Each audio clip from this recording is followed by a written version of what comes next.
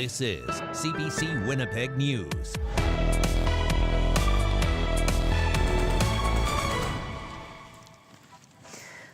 Good evening. Thanks for joining us. I'm Caroline Bargout. Janet Stewart is off this week. We're learning more about the death of an infant in Winnipeg in 2020. 911 calls have been released in the trial of a man accused of killing his infant son.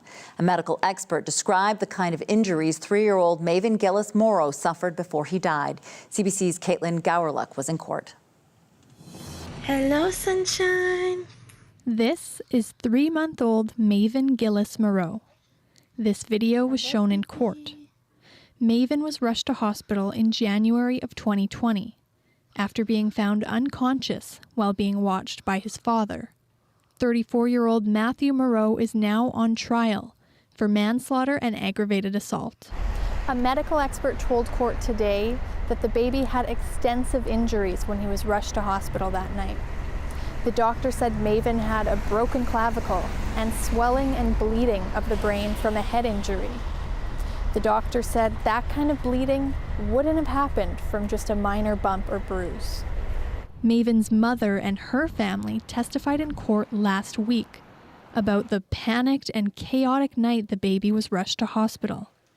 Court also heard the 911 call the baby's dad, Matthew Moreau, made, and how the operator talked him through how to do chest compressions on his son. I'm so scared right now. You're doing great. Just focus on what we're doing here. Listen to my voice, okay? This is the call 2 minutes later. Come on, buddy. Come on. Come on, buddy. Come on. Court heard from another doctor who saw Maven for a different injury the day before he was rushed to hospital. That doctor said the baby had no signs of a head injury at that point. Moreau's trial continues this week. Caitlin Gowerluck, CBC News, Winnipeg. Manitoba RCMP are investigating allegations of hazing. The alleged incident involves a hockey team in rural Manitoba. CBC's Alana Cole reports. The Prairie Spirit School Division, that's in southern Manitoba, told us in a statement that the division, along with the Division Scolaire Franco-Manitobaine and the Prairie Rose School Division, are aware of hazing allegations. That statement says there was an internal investigation and that it's now being investigated by authorities. We have been in contact with RCMP on this. RCMP has confirmed the incident involved a hockey team. CBC has learned it's the Prairie Mountain Mustangs. RCMP says a report was made to the Pembina Valley RCMP in Carman in February, and the alleged incident was said to have happened in January. We did reach out to the school divisions named. The Division Scolaire Franco-Manitobaine, or DSFM, confirms students were involved in the hazing allegations. The statement says DSFM will not tolerate hazing or any abusive incidents.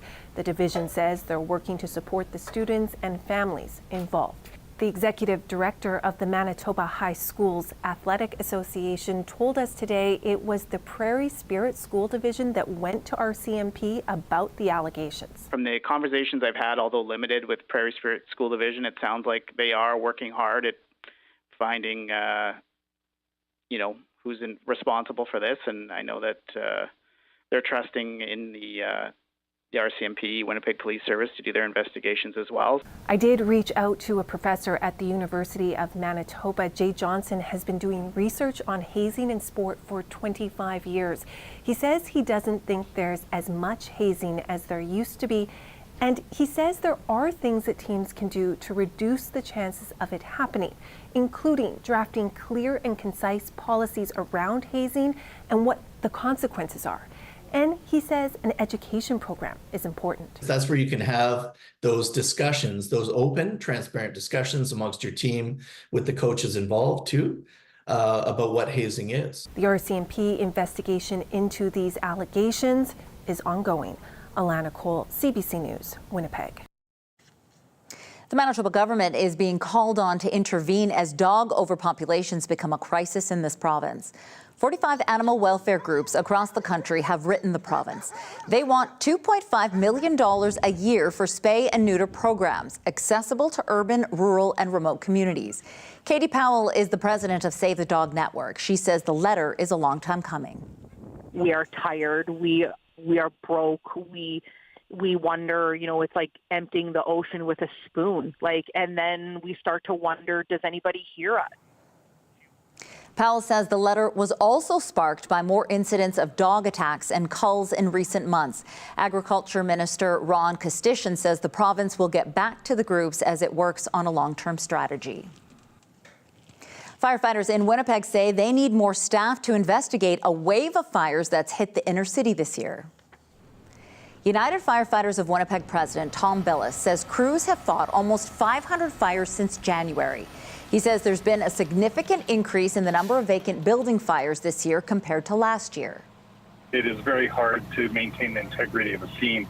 That's why you need these trained professionals to come in as the fire is going and taking pictures and doing their due diligence. So, yeah, it makes all the difference. We really need to bolster that branch.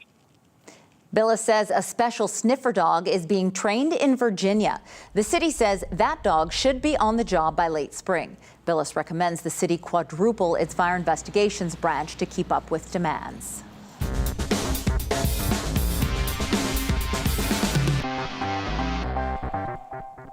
Winnipeg Mayor Scott Gillingham's plan to reopen Portage and Main to pedestrians cleared another hurdle today.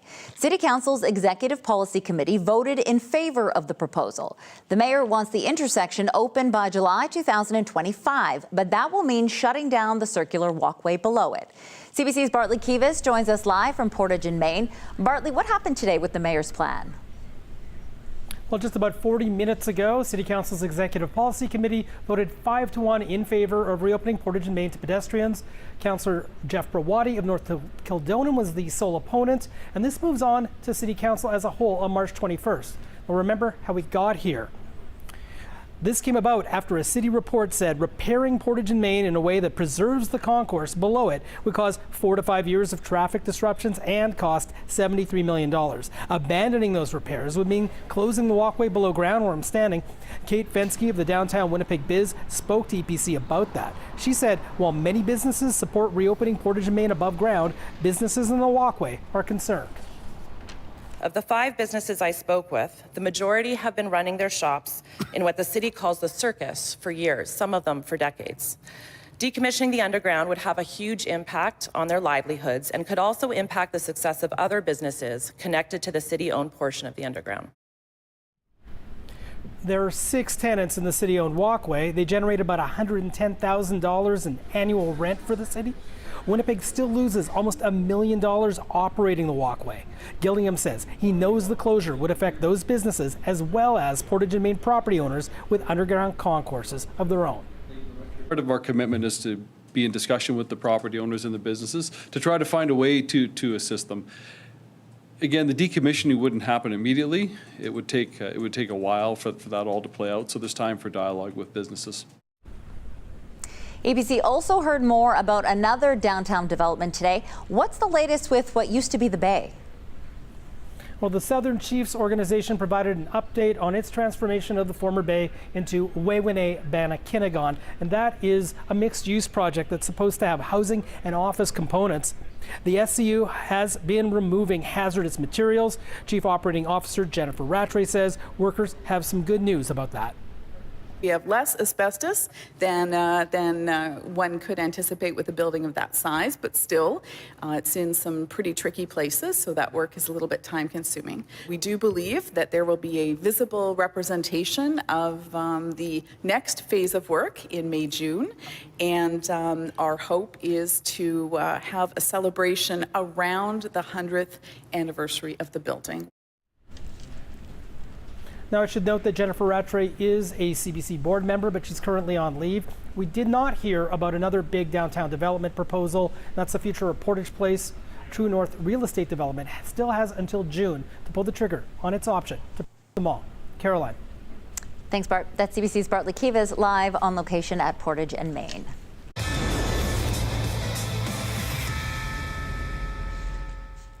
A Canadian curling champion and Winnipegger is facing a 4-year suspension from the sport. This after Brianne Harris tested positive for banned substance. Details from Devin Haru of CBC Sports.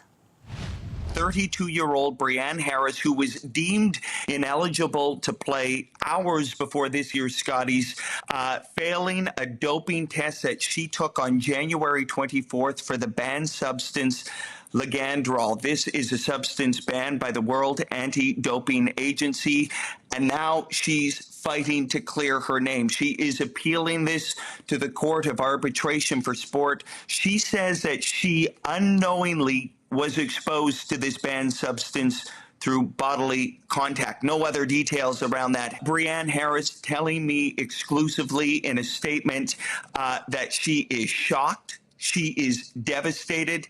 This is an athlete who has been at the top of the game, a 4-time Scotties champion. She says, I'm afraid to even take an Advil or a Tylenol. She is shocked. Her team is shocked. She has legal counsel now. She says she is appealing this case. But yes, as it stands right now, a 4-year suspension, which of course derails those Olympic trial dreams and Olympic dreams that this team was building towards for 2026. That was Devin Haru of CBC Sports. There's much more to read on this story. You can find that on our website. Just head to cbc.ca/Manitoba or check the CBC News app. A fundraiser to support children's breakfast and snack programs in schools kicked off this afternoon, and I got a chance to talk to one of the organizers about why this is so important. I'm at Rudy's Eat and Drink with the 12th annual Stone Soup fundraiser, and I'm joined by Clara Burney. She is a community dietitian and program grants manager for the Child Nutrition Council of Manitoba. Can you talk a little bit about this event and what the story is behind it? Sure, yeah. So this is our annual fundraiser. This is the 12th year that we've been doing it, and it's really based on the folktale, the Stone Soup folktale, which is all about bringing community together to really support the greater good. So we have restaurants from across the province that are participating and donating towards the Child Nutrition Council of Manitoba, and then of course we have people, eating at the restaurants and all contributing as well. And why do we do this fundraiser? Like, what does you said the money goes towards the Child Nutrition Council, but where does the money actually go, and who does it help? So all the funds raised at this event go directly to the school meal programs across Manitoba, so in the form of grants. So we provide funding as well as program management and nutrition support to schools all across Manitoba so that they can provide meal programs to provide food to their students throughout the day so that the students are not hungry and then they can function and learn at school. And how does this program work? So right now there are, you said, about 10 stations that are here. So people will come around and just taste test, but how does it actually work once this is in the restaurants? So yeah, today's our kickoff event. So we have everybody, or 10 of the participating restaurants set up here at Rudy's. But throughout the week, there's 39 restaurants all across Manitoba that are participating, and people can check out which restaurants those are on our website. And so you can go to the restaurants throughout this week, purchase the soup. They'll let you know which one is their Stone Soup, and then the restaurant will donate $1 of each bowl sold to the Child Nutrition Council. In past years, how much has this event raised? So I think last year we raised about $25,000. And it's been about that in the past few years. $25,000, that sounds like a lot of money. And when you put it towards, breakfast or snack programs, how many children could potentially be fed through this? Well, it's hard to estimate. We'd probably estimate it's about $2 per student per day. It does sound like a lot, but it doesn't go very far when you're thinking of the students that are eating every day for the whole school year. So it kicks off today, but it runs until Sunday. If people can't make it to any of these restaurants, is there a way that they can still contribute or they can still help? Yeah, they can go on our website. We have we can accept donations through our website at any time throughout the year. So yeah, you can visit our website at childnutritioncouncil.com and you can donate. You can sign up to be a monthly donor. You know, if you want to learn more about the school meal programs and what's happening in the schools and the needs there, you can always contact us or visit our website. You know, it's really amazing what is happening at the schools and what the school staff are able to do. Some of the schools have amazing meal programs where they're offering, you know, breakfast, snacks, and lunch throughout the day.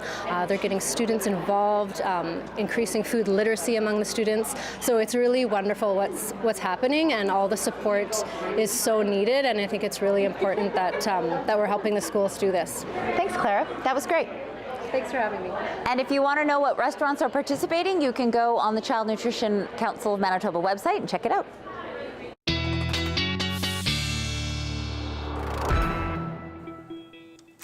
And CBC weather specialist Riley Lachuk is here. Can we talk about these icy sidewalks? Because I got to say, I totally bit it today walking my dog. Good thing I have some padding. Hope you're okay. I'm okay. Yeah, it's icy out there. Be careful because we've seen these freeze-thaw temperatures, especially through the evening into the early morning. Not so bad when the sun comes out, but certainly in the mornings and in the evenings, yes, that ice can really get you. And it did. Can hurt you too, quite badly. So we do have some weather on the way. Taking a look at satellite radar right now, you can see that we do have some cloud cover starting to push into Manitoba as expected today, and even some precipitation starting to move in to parts of southwestern Manitoba. This part of a weak area of instability moving through Saskatchewan, bringing some snow to parts of central Saskatchewan, and more of a rain event to southeastern Saskatchewan and southwestern Manitoba. We are expecting to see more of this precipitation moving into Manitoba as we get into the overnight period tonight. So looking at what's ahead into the morning hours here, you can see by the time we get to 3 o'clock in the morning, the leading edge of that snow is beginning to move into the Parkland region for areas like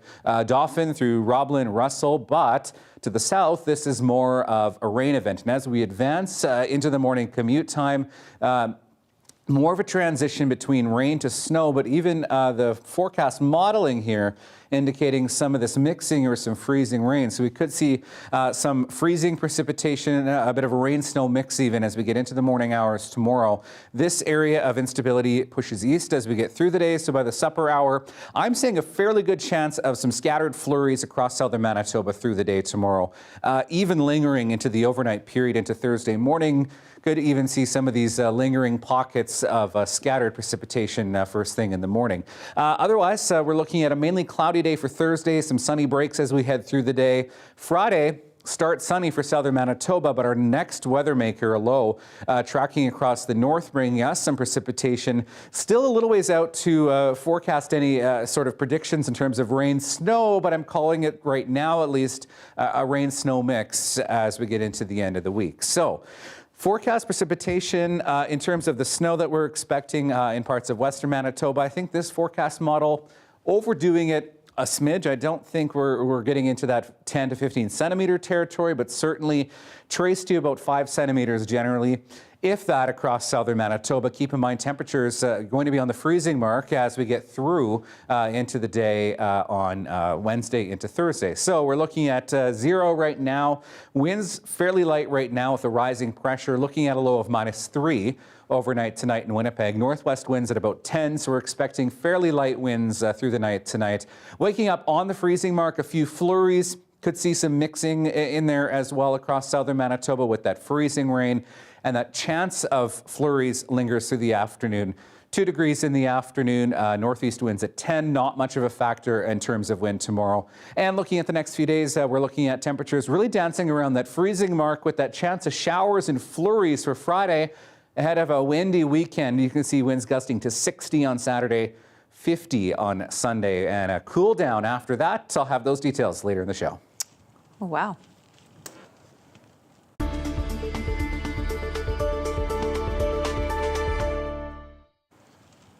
Manitoba's opposition is weighing in on whether parents should be informed if their child wants to change their pronouns. It's something that's already happening in Saskatchewan and New Brunswick. For more, we're joined by the CBC's Ian Fraze. Ian, what did interim PC leader Wayne Owasco have to say? Caroline, and talking about schools, Owasco says that parents have a right to know about everything important happening in a classroom, including if your child wants to change their pronouns. Now, in the recent election campaign, the PC said they would support, or rather expand, parental rights, but they were reluctant to answer what rules they'd put in place in schools. Today, the Globe and Mail reported that Owasco supports parental involvement in schools. When speaking today, he expanded further. I think parents definitely should be informed on anything that is happening in the education world, and if we're talking about specifically pronouns, because that's where you want me to go, Steve, absolutely. I think parents and guardians definitely should be informed. Owasco is a former guidance counselor in a school. He says in his experience, the vast majority of the time, school staff can help alleviate students' fears about how their parents will react. Ian, in other news, the Education Minister has done an about-face on provincial exams. Students in grades 10 and 12 will now have to take exams next year, after all. What happened here? Yeah, well, schools were recently told that those standardized tests would be canceled to give the province time over the next few years to modernize these assessments. But an outcry followed from parents and educators worried that students wouldn't be prepared for post-secondary schooling. Education Minister Nello Altamar, however, has changed his mind.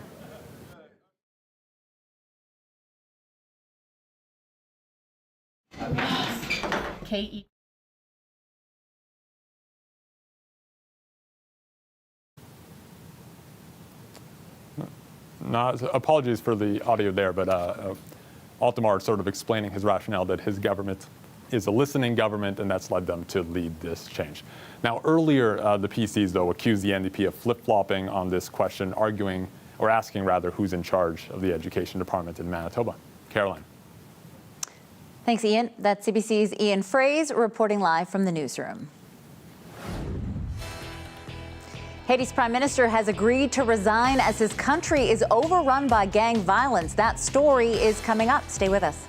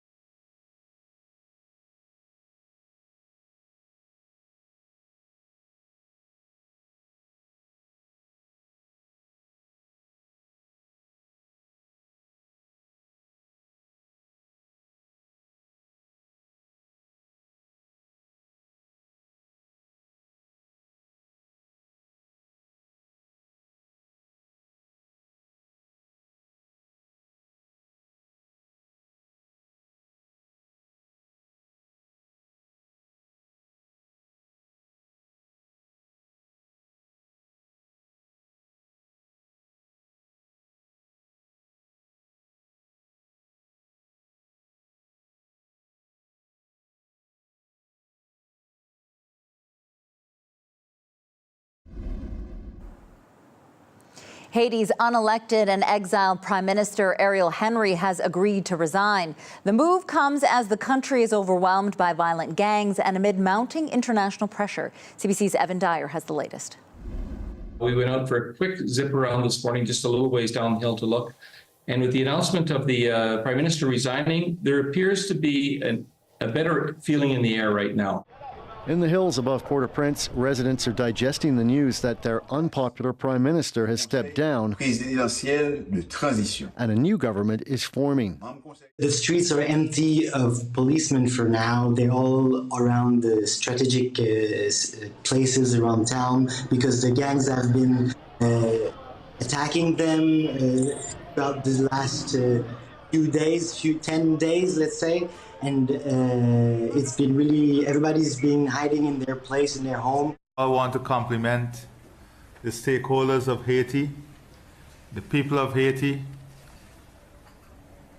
who would have worked with us. For 3 days, Caribbean leaders have been gathered in Kingston, Jamaica, meeting with Haitian leaders and representatives of the U.S., Canada, Brazil, Mexico, and France. And the following is agreed: the creation of a transitional presidential council comprised of 7 voting members. There was also some progress in Port-au-Prince, where government forces appear to have recaptured the container port. Not a moment too soon, says the World Food Programme. We're also seeing an interruption in the flow of goods. And this has huge impacts on food markets in Port-au-Prince. Household incomes are coming down because people can't go out and work. People are sheltering in place and don't have the income that they need to buy food. Haitians urgently want to see the arrival of a promised multinational security force headed by Kenya. But Kenyan law required a formal agreement between Haiti and Nairobi for that deployment to take place. Haiti's outgoing PM signed that deal last week. I think the obvious question that many Kenyans are asking is whether the conditions have moved sufficiently away from the conducive environment for a deployment. The Kenyan government says it's still committed to the mission, but other countries want to see Kenyan boots on the ground before they commit their forces. Meanwhile, Haiti awaits its rescue. Evan Dyer, CBC News, Ottawa. A key go-between in the efforts to get a ceasefire in the Israel-Hamas war says a deal is still a long way off. The Foreign Ministry of Qatar says the main obstacles involve demands for an Israeli withdrawal from Gaza and the release of Israeli hostages. But there are new developments in the efforts to get aid into Gaza. Journalist Sarah Coates has the latest. Tensions are running high right across the region, including here in the city of Jerusalem, with the Muslim holy month of Ramadan now underway. Mediators had really been hoping to achieve a deal to see a ceasefire and also the release of hostages by Ramadan to try and bring down tensions. But we've just heard from Qatar's foreign ministry, which says that a deal is not close, citing a number of obstacles on the ground. Hamas says that it wants to have an agreement that there will be a complete ceasefire. This is something that Israel has been saying it is totally against, that it will not leave Hamas in power.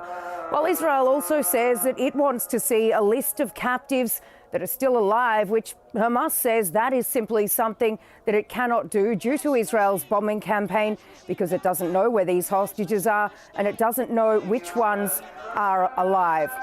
Meanwhile, a pilot project has begun trying to get aid through a maritime corridor from Cyprus to Gaza. The Open Arms, an NGO ship provided by Spain, is now making its way across the Mediterranean laden with 200 tons of aid, a towing barge full of flour, rice and other proteins. This is hoping to really address the dire humanitarian situation on the ground inside Gaza, with the United Nations saying that a quarter of the population is on the brink of famine. Questions do remain as to just how this boat will actually unload this aid and how the aid will be distributed, given that there are currently no working ports in Gaza. They have all been destroyed. Sarah Coates for CBC News, Jerusalem. Angry protests have erupted across India. Demonstrators are opposed to changes to the country's citizenship law. Police used water cannons to break up protests in some parts of the country. The new law expedites citizenship for non-Muslim refugees from India's neighboring nations, Afghanistan, Bangladesh, and Pakistan. When the law was first passed in 2019, it sparked massive protests and sectarian violence, which delayed its implementation. Critics say it's an effort by India's current Hindu nationalist government to split voters among religious lines. National elections are set to start next month. There is growing concern tonight about the mental health of Canada's Mounties. A new report suggests RCMP officers are suffering more and more.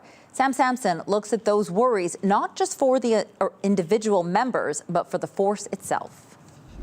Pelican Arrows, Creighton, Deschambault Lake, Green Pick Lake, any Odell, detachment in Saskatchewan, and RCMP Sergeant Joy Prince has been there. Melfort from the James Smith, Humboldt from the Humboldt Broncos crash. The sergeant leads mental health programs for Saskatchewan RCMP members, helping them with things like depression, anxiety, panic, and worse.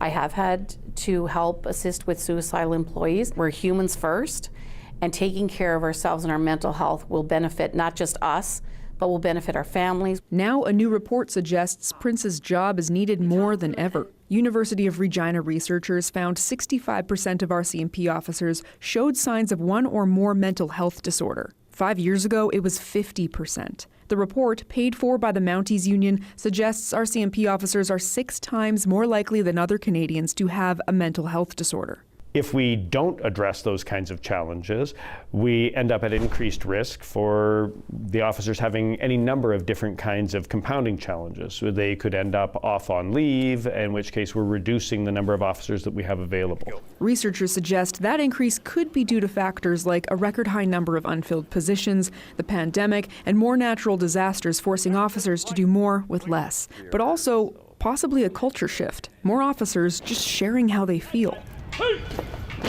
The union hopes this report pushes the RCMP to increase existing programs and access to help like online counseling. It's not just with the RCMP, it's right across all first responders. And it highlights the fact that, hey, okay, there's something going on in these services here and we need to figure out what it is. The RCMP says it takes mental health injuries seriously.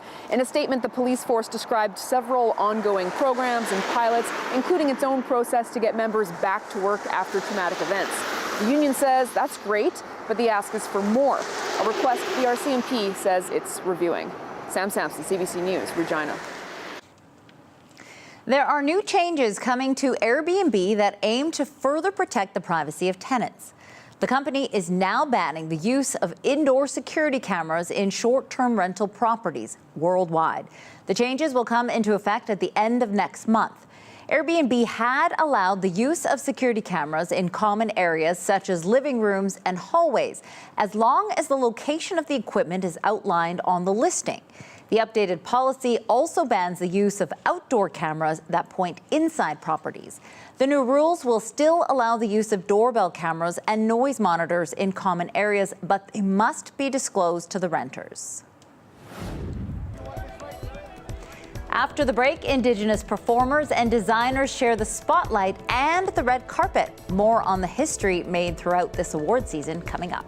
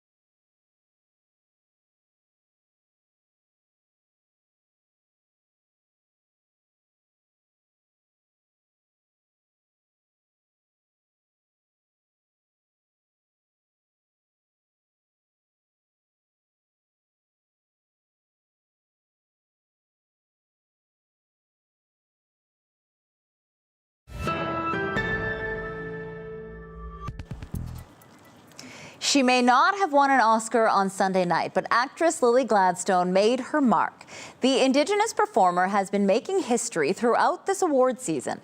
As Magda Gebrselassie tells us, she's been sharing the spotlight on the red carpet with Indigenous designers.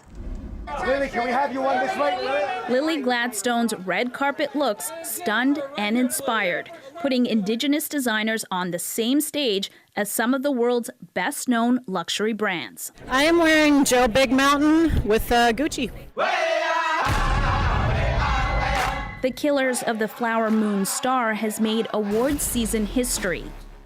The Siksagate Setapi and Namipu actor is the first Indigenous performer to win the Golden Globe for Best Actress in a Drama, and the first to earn the SAG Award for an outstanding performance by a female actor in a leading role.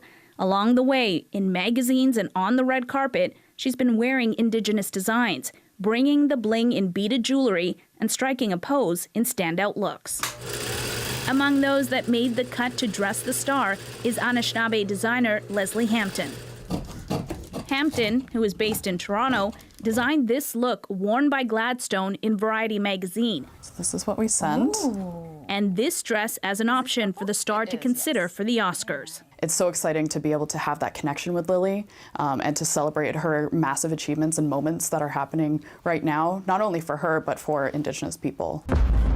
And it's an exciting time for the many Indigenous designers tapping into new or traditional methods. You'll see that with like quill work and beadwork and ribbon skirts. Sage Paul says what's happening in fashion right now is monumental. To see Indigenous made garments and fashion and accessories on the red carpets, on the runways, even Indigenous models, it's inspiring. We can see younger generations seeing themselves represented in those spaces. They too could one day make their own mark on future award seasons to come. Magda Gebrselassie, CBC News, Toronto.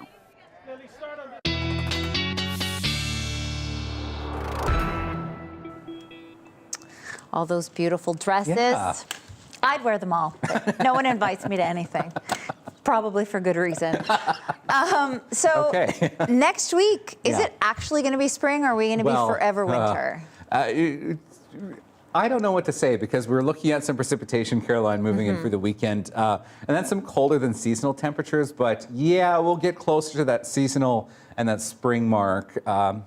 Yeah, we'll talk about that in the 7-day forecast. But as I mentioned, we do have some precipitation headed our way. Let's take a look at our daytime highs from today because, boy, oh boy, another above seasonal day across most of the province today, a good chunk of it anyway. Save for the far north, Lynn Lake getting to -6 today, as did Churchill, but temperatures between 2 and 5 degrees, even a 7 in the Morden-Winkler region through today, and even getting up to 10 and 12 degrees again across northwestern Ontario. So yes, this mild pocket of air still impacting us here in Manitoba. That will slide south though as we see our next weather maker move in for Friday. That low from the territories sweeping down behind that, a cold front next week, and then we return to something more seasonal for this time of the year. So looking at temperatures on the freezing mark in downtown, at the airport I should say, in downtown it's 1, but we're seeing some of that warmer air back to the west, Eli and Morris, and a bit cooler on the water in St. Laurent at -1.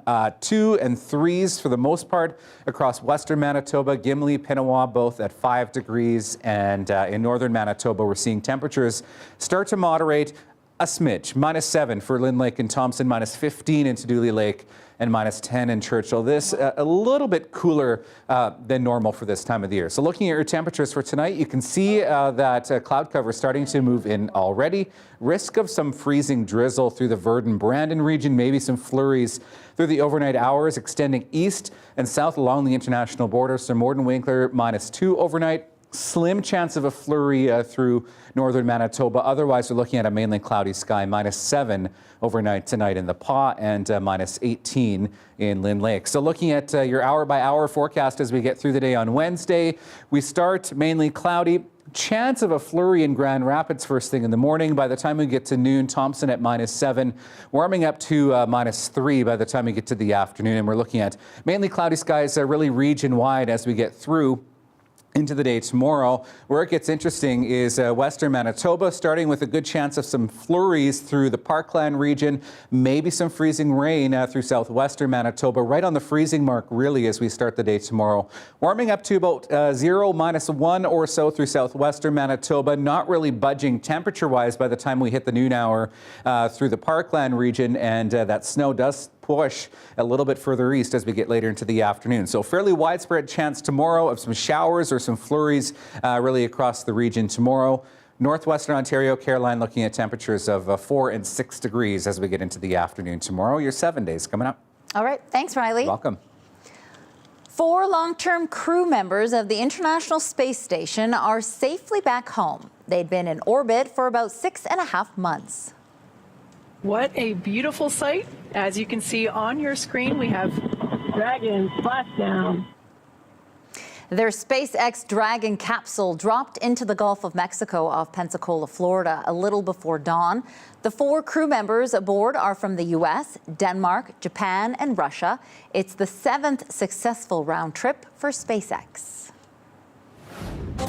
She doesn't live here anymore. Do you have any sense of where I can find her? Coming up, a local Cree actor from a Made in Manitoba miniseries is up for Best Drama Performance at the Canadian Screen Awards. That conversation up next.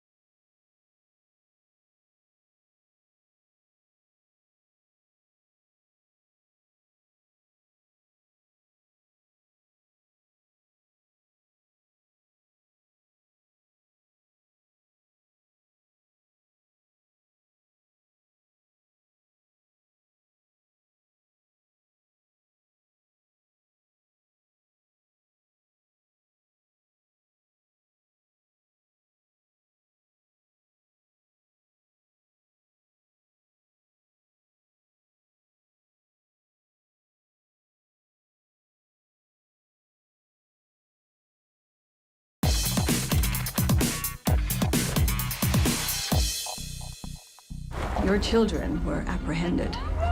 They are under the care and protection of the government now. It's a mini-series that highlights the experience of the 60s Scoop, and it's now up for multiple awards, including Best Drama Series at the Canadian Screen Awards. Little Bird is about an Indigenous woman on a journey to find her birth family. The show touches on racism, trauma, and loss with the practice of adopting children out of their culture and communities. Darla Contois plays Bezig, Little Bird, also known as Esther Rosenbaum. She is up for Best Drama Performance at the Canadian Screen Awards, and she spoke with CBC's Chloe Friesen on Up to Speed. How did it feel when you woke up one morning and found out you were nominated for Best Drama Performance? Honestly, I just felt really grateful and really in shock. It's incredible to be acknowledged amongst your peers, especially on a national level. How did you first get into acting? Actually, I started at the Manitoba Theatre for Young People. There was an Aboriginal arts program led by Anne Berriger and Kalumpa Bob, and that's where my whole journey began. And okay, we need to talk about this. I discovered this for the first time today, but you almost quit acting right before you landed the lead role in Little Bird. Can you tell us a bit of that story? Well, acting is a very unstable kind of job. It's very unconventional in that you're only working when you have a job, a contract or a gig or anything like that. And I had just had a baby about a year before I landed the gig, and I just wasn't sure that that was going to give my family the stability that it needed. So I was about to go back to school, and I was going to be a school bus driver. And then Little Bird, the audition landed in my email, and I told myself, this is the last audition I'm ever going to do, and then I'm leaving it behind because I wasn't booking anything. And then lo and behold, here we are, 2 years later, and I'm nominated for a Canadian Screen Award. It's a really wild journey. I'm personally am very glad you did that audition. The show is amazing. I thoroughly enjoyed it, as did many other people. And I'm curious about what it was like playing the role of Esther. How did you connect to that character? Well, myself, I'm a very sentimental, emotional person, and my work is rooted in authenticity and honesty of what I feel the experience would be like. So playing the role was just very natural, I think, for the work that I do. Little Bird got so many nominations. I'm not sure what the total number is. I think it's around 17 or 19. Yeah, we got 19 nominations. 19. It's wild. What does that feel like to see not for just you, but the show and the cast and the crew to get these accolades? I think that while we were doing it, we all put so much love and care and consideration into the work that we were doing, and we all got along really well. I think being led by Jennifer Podemski truly is the reason why we did so well, because she's so good at what she does. She just brought us all together, and the team just felt really cohesive when we were on set. What have you heard from people here about those nominations and their reactions? I think being thrust onto the national stage for Manitoba is a really good sign that the work that we create here is quality work. And I think that's really exciting, especially because it's really good for our economy out here in Manitoba, especially for people to come shoot here. A lot goes on in Selkirk as well. We shot there too. It was really a great experience.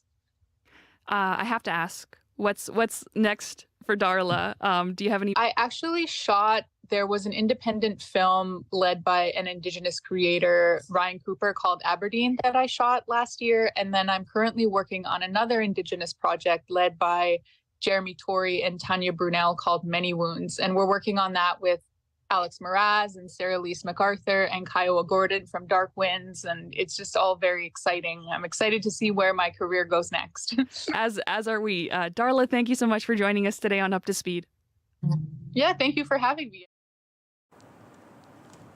The Hollywood Walk of Fame has a new member. This afternoon, musical icon Lenny Kravitz got his very own star. Ladies and gentlemen, it is time to welcome the newest Hall of Famer to the Hollywood Walk of Fame, Lenny Kravitz! Throughout his career, the 59-year-old has released 11 studio albums and sold more than 40 million records.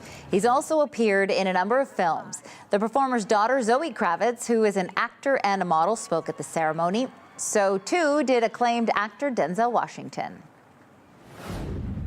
Still ahead, Riley Lachuk is back with a last check on your forecast. You're watching CBC News Winnipeg.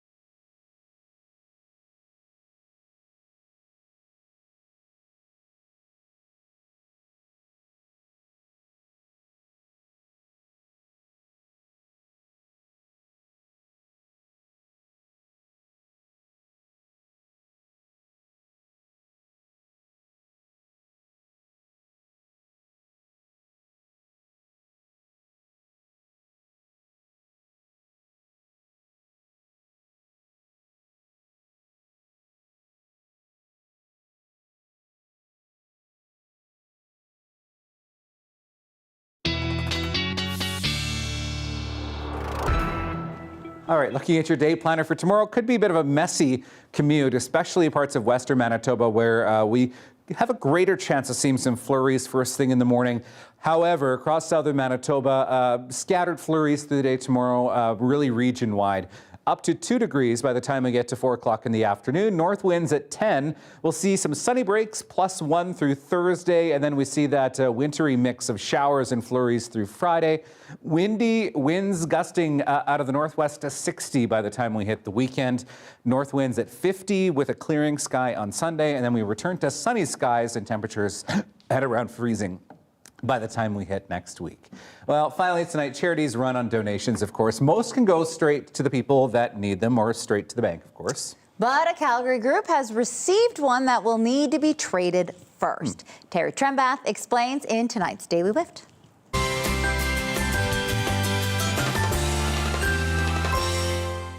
Life magazines with sports heroes like Mickey Mantle and Muhammad Ali on the covers, autographed baseballs by some of the greats like Berra and Griffey Sr. and Jr. They are just some of the donations that were dropped off with Tim Goodwin at Hope Mission a couple months ago. The group provides support to families experiencing poverty and homelessness. We get a lot of donations of food and supplies and that. Somebody coming in with something like this, I don't know of anybody here that's experienced it before. It's not only sports memorabilia. Old New York Times newspapers from the early 1900s, a Saturday Evening Post featuring John F. Kennedy issued after the assassination. The woman who donated the items from her late husband's collection wants revenue from selling them to benefit the children. But Goodwin, who is a lay preacher at the mission, says he is no auctioneer. I have enough fun with a microphone. I don't think they want me talking that fast.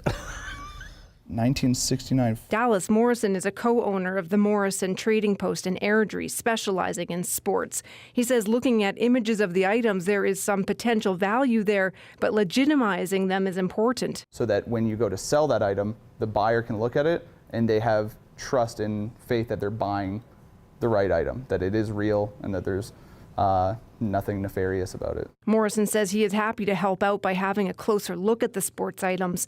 Goodwin is hoping to find a buyer or buyers by the summer. Terry Trimbath, CBC News, Calgary. That is so cool. Like, what do you think those would go for? I don't know. Never know what you find in your basement, though. No, well, I know what I find in my basement, but we won't go there. What is that? Okay. All right, that's it for us. Have a wonderful night. We'll see you tomorrow and all week. Good night.